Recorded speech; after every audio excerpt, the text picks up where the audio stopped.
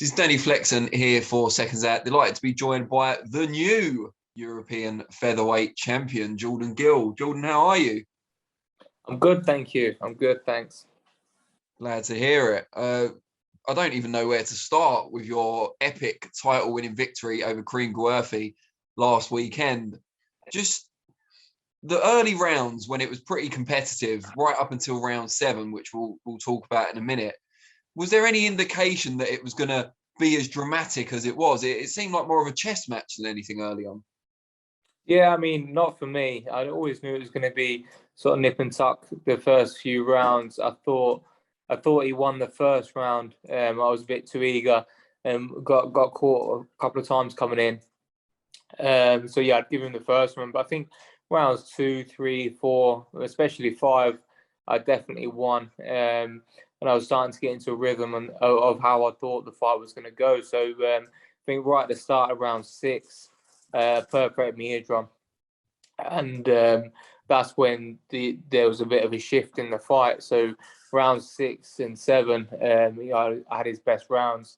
Obviously, round 7, the other eardrum went, and it was a case where I've never had before, where the balance completely went as well. So I've had perforated eardrums before, and usually it's just a swooshing sound in your ear. But this time it was like I was standing on a canoe, and there was no balance whatsoever. So we had to adapt, and we had to basically use the ropes to prop me up and fight out the corner. And presumably he must hit pretty hard because you've had perforated eardrums before, but never two in the same fight. Yeah, I mean, whether there was weakened from something, maybe some sparring or something before, but yeah, I don't want to say anything without the board reprimanding me. But yeah, they like doing that to me.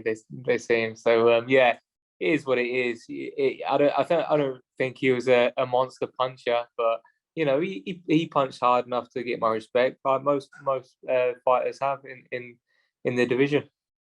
When the second eardrum went and you were on the deck, obviously in round 7, what were you thinking at that point? I was thinking this isn't going well. I was thinking, I was thinking, everything that can go wrong has gone wrong, basically. Obviously, I've got a bit of a knee injury. My balance has gone.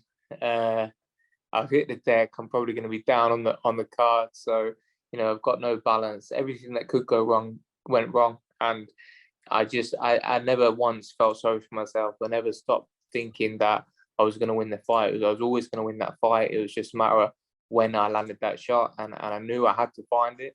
I knew that it would come. And I knew exactly what shot it'd be, because in that 8th round, I hit him with the right hand. It rocked him back on his heels. I knew then that was the shot I was going to hurt him with. In the 5th, I hurt him with a shot. So it's like it wasn't the case where he was invincible and I couldn't hurt him. I always knew I could hurt him. It was just finding the right shot at the right time. And even if I didn't get it in that 9th round, I had the 10th, I did 11th, and I had the 12th to land it. So I was confident that I was going to. At the end of round 7, when you went back to the corner, what was Dave saying? He was saying, keep switched on. I told him obviously about my ear. I said the balance is gone. He said, just wait in the corner, get your legs back, defend.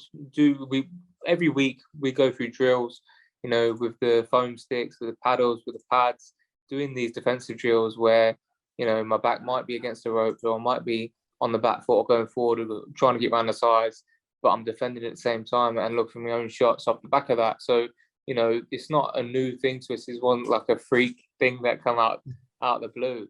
This is something that we've been working on, we've been drilling in the gym. So it was a case of him telling me, go to the ropes, use the ropes to defend him, pick the shots out, keep poking him downstairs, slot the body shots in, pick your moments. He will tire, you will see an effect, and you will get him. So, that's what I've done. I can't thank Dave enough for, him getting me through that fight in the way that he did. I have no doubt that with a less experienced corner, with someone that doesn't know me so well, I wouldn't have won that fight. So yeah, I have so much confidence in Dave in my corner, and I'm glad that he has the same confidence in me to deliver what he wants me to. had you spoken previously in the gym with Dave about that exact situation, like needing a round or 2 rounds to recover and staying in that corner where your trainer is, you could hear what he was saying, that kind of thing? Yeah, do you know what? Well, not specifically doing that in the corner, but I mean, I've seen it in fights. So for example, when Chisora was buzzed against Parker, he actually done the same sort of thing. He actually went to the corner and had his best spells on the ropes. And obviously, it's a different kind of fight, and I'm a different kind of fighter. But you know, I can see the value in when and where it can work. So you know, there's not much in a boxing ring that we don't cover in the gym. So when it comes down to, you know, surviving a round or working off the ropes for a round, we practice everything in that gym. You know, we go through all the drills to make sure that we're comfortable in, you know, 90% of situations. And yeah, we try and cover all areas. Now, there was a point where obviously he hooked you in a bit of a headlock and dropped you with what can only be described as a DDT. And I was reading, you don't remember that. Is that right? I mean, I remember going down, but I don't remember when I watch it back, and it looks really bad on on tape. I don't actually remember it being that bad. So whether it's the case where I did black out for a second, which that's what it looked like, or I just sort of rolled with it and didn't realise the magnitude of the situation. But yeah, when you look back, it looked quite bad, to be fair, didn't it? What did you make of the video message from Jake the Snake Roberts? I thought it was funny. He's a legend, isn't he? So yeah, I think it's got a lot of traction, and kudos to him. I don't know how Matchroom got him to do it, but whoever sourced it, I think it's Scott Hamilton. Fair play. Thank you. And then obviously right towards the end of round 9, there was a second left when it was officially waved off. So it must have been about 5-10 seconds when you landed the shot. He walks in, he's trying to pick you apart. You land a right hand counter, which, you know, is just a stunning impact straight away. Just describe how you felt both when you landed the shot and, you know, did you know it was a KO straight away? And then when you realized it was all over. Yeah, it was one of them shots. As a fighter, when you land that clean in them 8-ounce MX gloves, I didn't. If you notice on the video, I didn't really look back to see whether he was getting up. I knew it was over, and you know the roar of the crowd told me that as well. So it was not the case of I didn't even really celebrate. I sort of just walked to the neutral corner and rested my hands on the corner because I had to sort of steady myself up. And then obviously Dave jumped in and my dad come and hugged me to celebrate. So yeah, it was a case where right, yes, I've done it. It was a bit surreal. Everybody obviously going mad and the uproar, but yeah, I don't think even now it's properly sunk in, and it might never do. But yeah, it was a bit of relief, and obviously glad that under the circumstances, when everything that could possibly go wrong went wrong, I still won. I still found it from somewhere to win, and you know, to win major titles, European titles, world titles, even British titles at some points. You know, these are the things that you have to do to become a champion. These are sort of moments that you have to dig through, and I think I showed a lot of people that I've got that dog in me to do that.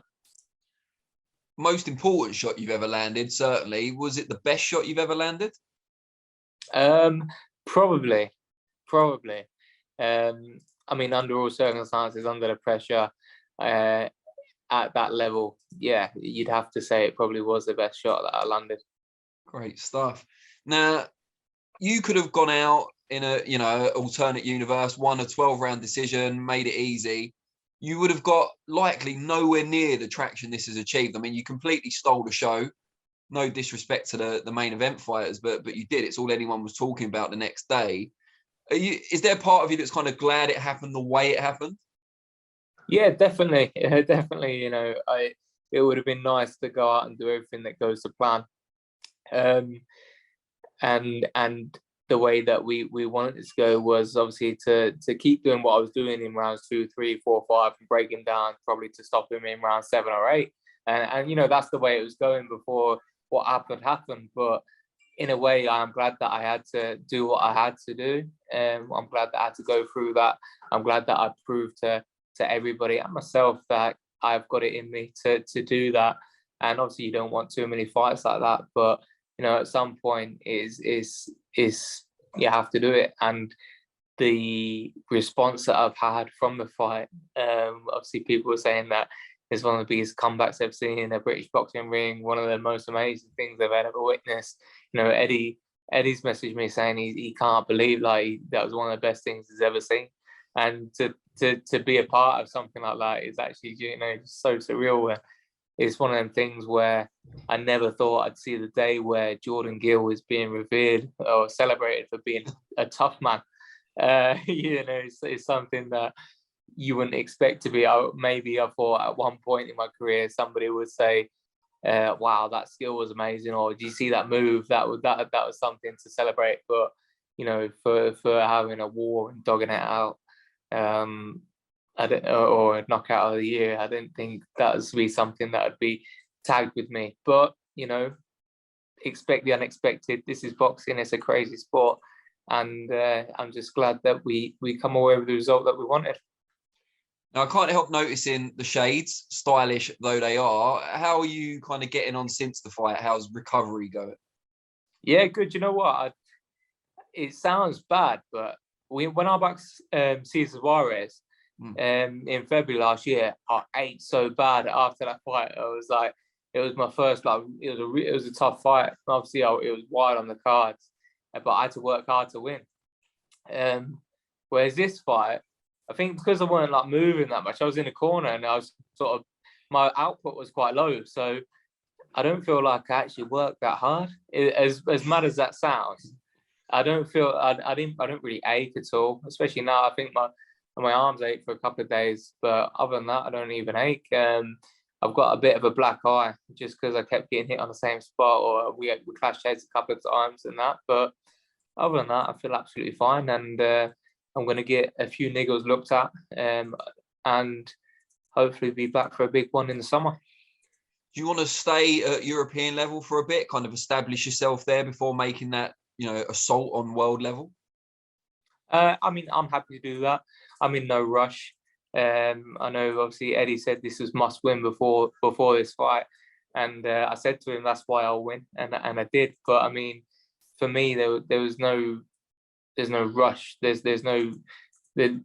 you look at everybody at world level, they're 30, 31, 32, fighting in these big world title fights.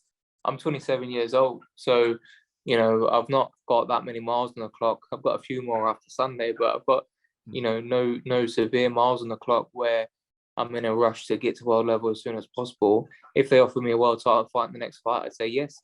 I'd happily accept that, and I feel like I'm ready to move on to that stage. But at the same time, if they say, okay, let's take our time, got in no rush, let's build on that performance. Do you want to defend your European title against this guy or that guy? I'll be happy to do that as well. So, whatever Dave thinks, whatever the team think, I'm happy. I just see the fighting. Have you noticed much of a change in your profile since the fight in terms of, social media followings and people recognizing you more, that sort of stuff? Yeah, I haven't had a minute to myself. You guys can't leave me alone now. You want to talk about the fight? So yeah, no, it's been good. I mean, that's what people do it for. That's what we want. We want the recognition for the hard work that we put in. I didn't think it'd come like it has from this fight. I've never seen a response like it. I mean, people win world titles that don't have the response that I've had. So it's been absolutely crazy. So thank you to everyone that's reached out and shown the support, and on to the next one. I think it was a great fight to be involved with, and the followers have gone through the roof. The comments, the likes, and everything is gone crazy. So yeah, it's all good. Great stuff. Well, on behalf of everyone else, we thank you as well for providing what was one of the moments of the year so far. Surreal, but even more so for you having lived it. But yeah, excellent stuff. Really, really appreciate you finding time for us as well. Have a good long rest. You deserve it. You've earned it. And we'll see you soon. Cheers, Danny. Thank you, mate. Take care, mate.